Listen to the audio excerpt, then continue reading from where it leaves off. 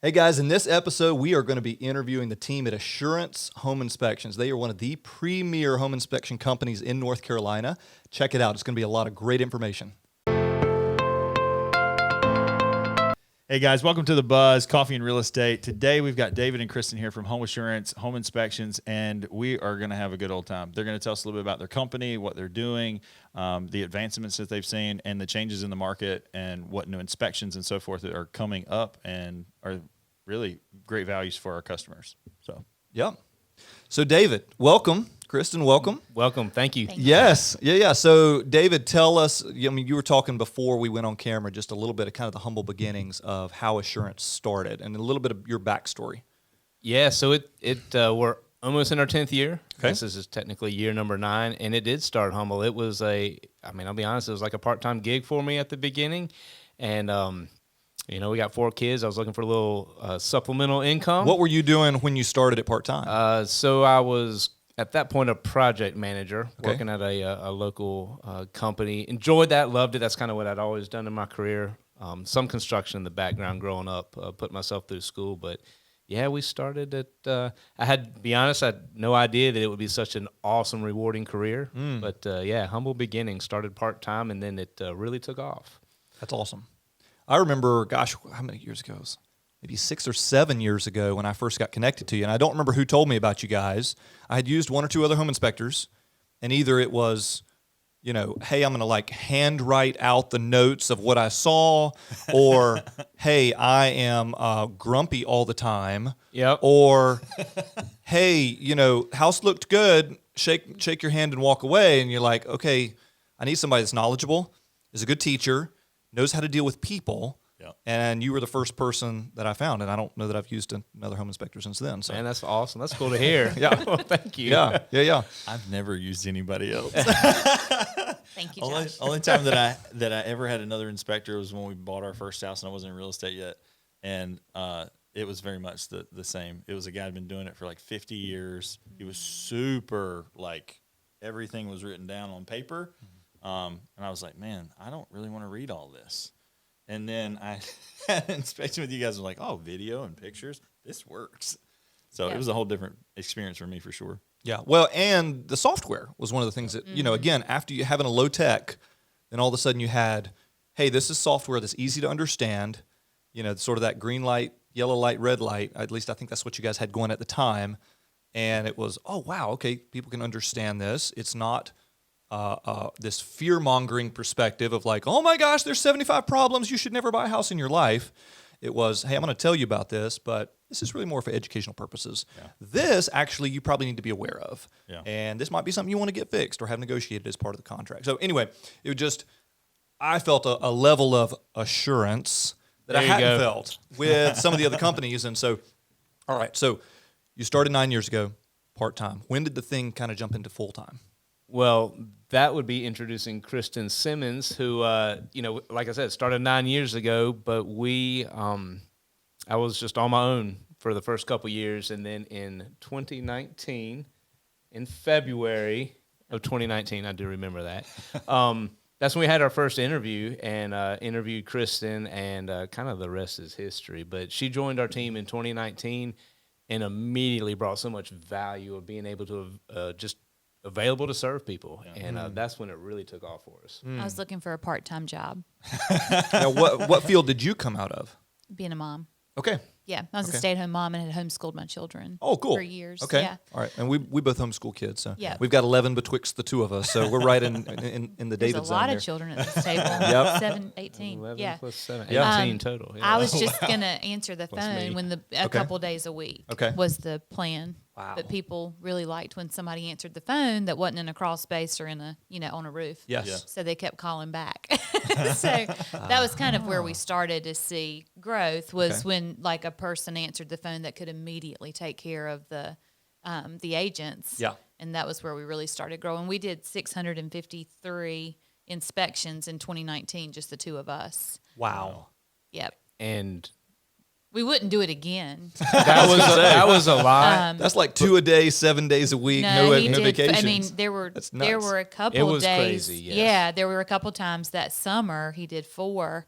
You know, because daylight lent Yeah. itself to him doing like a late day, like a condo or something on Yeah. a slab. But yeah, it was intense. And it didn't take very long for us to realize, like, I mean, just be honest, like, no matter how hard I worked, I could only help a few more people, Yeah. right? Yeah. And the Yeah. way to really serve more people and to really drive the industry forward and to just raise the bar in the industry was by growing a great team, right? So we intentionally decided in 2019, we kind of built out our growth plan. And We prayed over it for yes. 3 months, 4 months though. We prayed over it like my husband and I, and then David and Laura prayed over what next looked like and if we should hire. And we knew That's scary. I mean, seriously, Yeah. yeah, for sure. that's- and that we is knew we scary. could have, control or we could have growth. Yeah. And so, but we couldn't have both. And so we prayed over that. And then David joined a coaching group that really changed the game. Like that was when we got into intentional coaching, that was when it really, really shifted.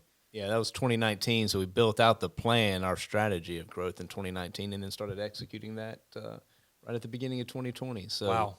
We Right, were- right as COVID hit. We were in Oh, yes, Texas yes. when COVID started. We Okay. were at our first coaching group kind of adventure. David and Laura and I. David's wife is Laura, and Okay. the 3 of us were together in Texas with our team, with our coaching group Yeah. when COVID started. Wow. Oh wow. And Wow, our so- first solo inspection of the guy we had hired happened while we were there. So it was several big things Yeah. happened that week. Like we had revenue coming in, and David wasn't in the field, That which felt was huge. good. yeah, that was definitely a milestone. I Yeah. had help. There was Yeah. another client care person, and that was a big milestone for us. Wow. And then COVID happened.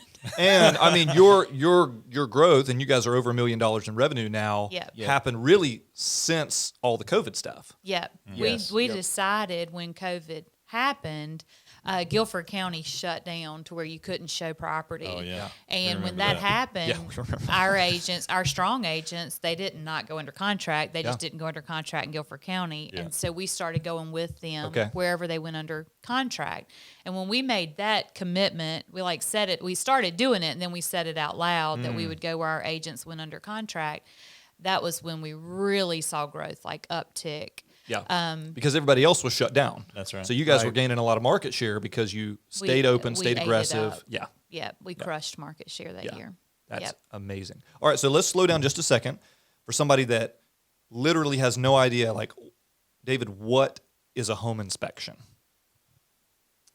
Probably the easiest way to say it is like we're just going to evaluate the home, look at it, and really just tell you or educate you on the things that we'd recommend being addressed. It's almost easy. Like that's a hard question. It's almost easier to say what it's not. Like that's why I think through that. It's not moving furniture. It's not looking behind the walls. But other than that, like we check out everything in the It's home. not checking the outbuildings and barns, It can be, but it's primarily but it's The primary the structure. It's primarily the structure, Okay. and what I was saying, like these kind of limitations. But it's checking out everything that we can see and get to, and we test. Gotcha. And so, really, the kind of the gold standard on it is something in your house functioning like it should. Okay. So everything we can get to, which is almost always everything. We just can't look between your walls, and I wish we could. Because then we tell you what was behind the walls. Yeah. But so it's kind of a limited. We do some functionality testing, but Okay. does everything work like it should? Yeah. That's probably the most basic way to explain it. Is Okay. does So- it work like it should? You don't have X-ray vision and you can't see through the walls. We have some really cool equipment that sort of seems like it with our thermal cameras, and it we can show you pictures and it looks. We've fun, met clients' but, dads that could. Oh yeah, I'm sure you have. Yeah. We've all been a part of that Yeah. experience. Yep. Painful. absolutely. But we got some cool equipment. We do embrace technology. You mentioned the software earlier. Yeah. Like any opportunity to provide a better service that really helps us communicate the condition of the home to the clients, right? We're educating them. Yeah. And we don't really want them to have any surprises, right? So Yeah. we embrace tools, and I will admit I don't have X-ray vision. I might think I do sometimes, but I don't. So in North Carolina, does a home inspector have to have a general contractor's license in order to be a home inspector? No. How does that work? Do you guys have licensing in your industry, or what hoops have to be jumped through so somebody can say I'm a home inspector? Great question. In North Carolina, it is, from a home inspector standpoint, it is a licensed state, so you do require the state requires, they have a board, the North Carolina Home Inspector Licensing Board that oversees it. It's under the Department of Insurance. So it's similar, like a general contractor has to have, to perform work of a certain scope, they've got to have a license. So home inspectors have to be licensed in North Carolina. It's not that way in all states. Oh, really? Okay. So like some states that you might expect to be heavily regulated or not, like California didn't have to be licensed, but like South Carolina you do. So, but North Carolina is a licensed state. So just like we would have a license for real estate agents, Yeah. we'd have a license for insurance. We're saying there's a license for home inspections. Yes. So anybody who's saying, hey, I'm a home inspector as part of the insurance team has that license. So Yes. Yep. So they're able to talk with some level of education on the functionality of the house, how it's built, using the correct terminology, all of that. I mean, I've found all of your team, and I've worked with between you and I, we've probably worked with every single one of them. All of them, yeah. And there's what, 8, 9, 10? I don't even know how many. We have inspectors you guys- 11 today. We have 11 licensed home inspectors 11, okay. today. That'll Okay. change soon as we continue to recruit, Gotcha. hire, and, Well, and get awesome people on our team. I think we've worked with almost all of them at that point. Maybe not your number one newest person, but I've just gotten to see each one of them bring this, okay, I know what I'm talking about. Some of them have backgrounds in specific things, but hey, I know what I'm talking about. 2, I know how to handle people, which is important because like you said, sometimes you got Most family important. members that think they know what they're talking about, or you have the clients themselves who are either ignorant or impatient. Maybe they're stressed. This is a huge, what do we say? This is the number 2 most stressful thing that a marriage can go through, buying or selling a house. I mean, these are statistically, you're hitting people in some pretty raw moments. And so I've just found your guys to be very patient. Yeah. And even sometimes when I'm, okay, all right, it's time to go. Like, man, don't ask that 75th stupid question there.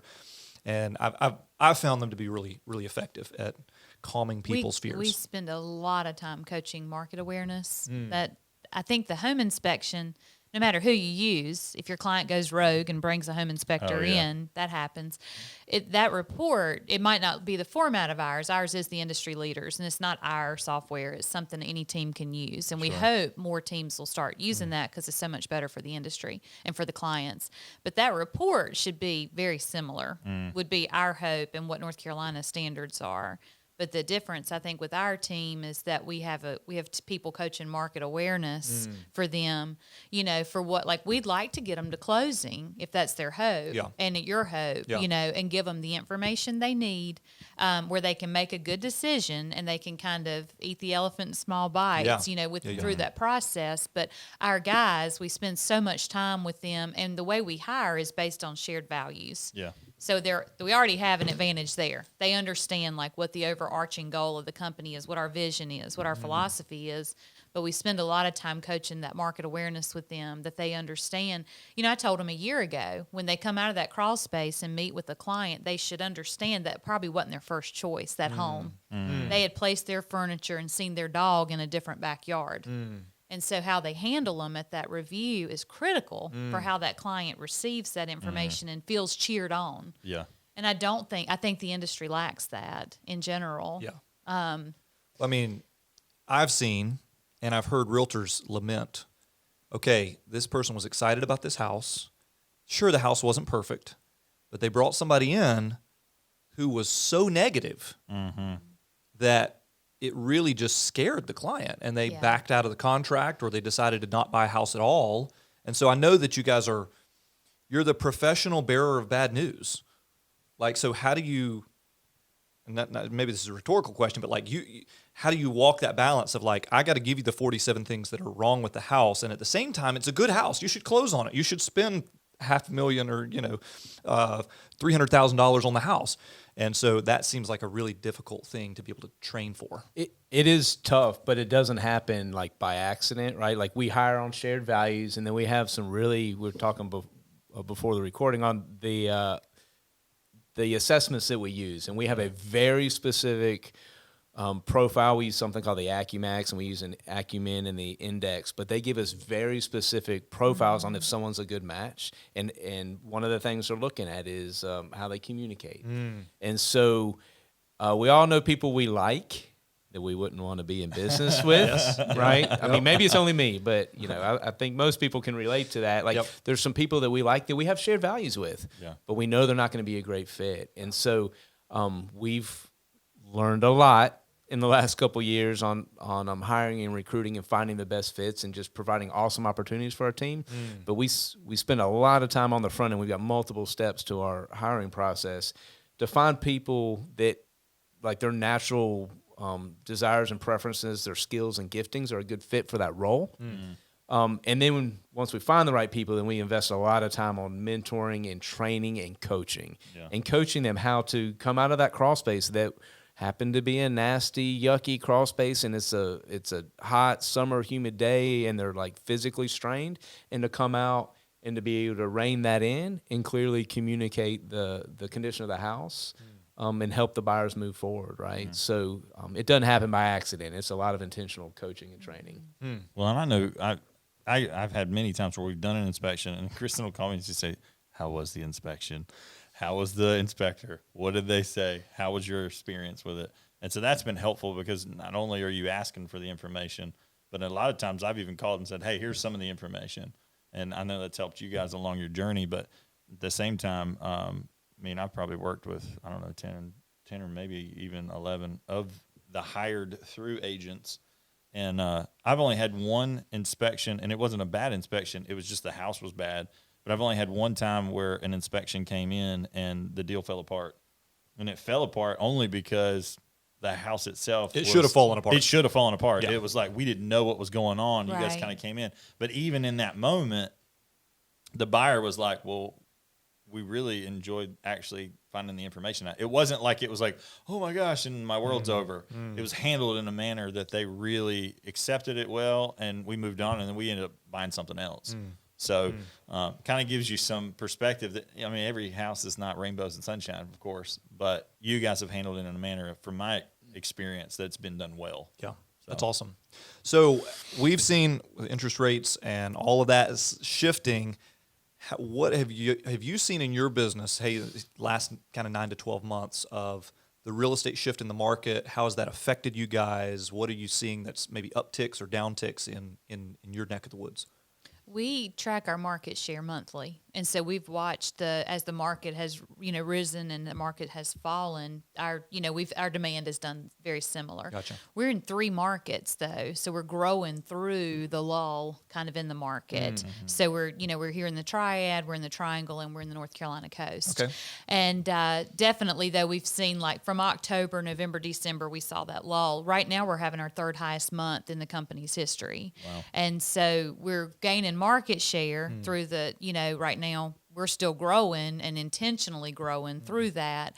And that's diversifying the services that we offer. Okay. Home So it's not just home inspection? It's not at all just home inspections. We've made several pivot plans for how to serve our agents. We do the walk and talk, and that's not popular among a lot of home inspectors, but it's been an incredible goodwill gesture to our agents. We've actually both done that in the last month or 2 months. Yeah, and Yep.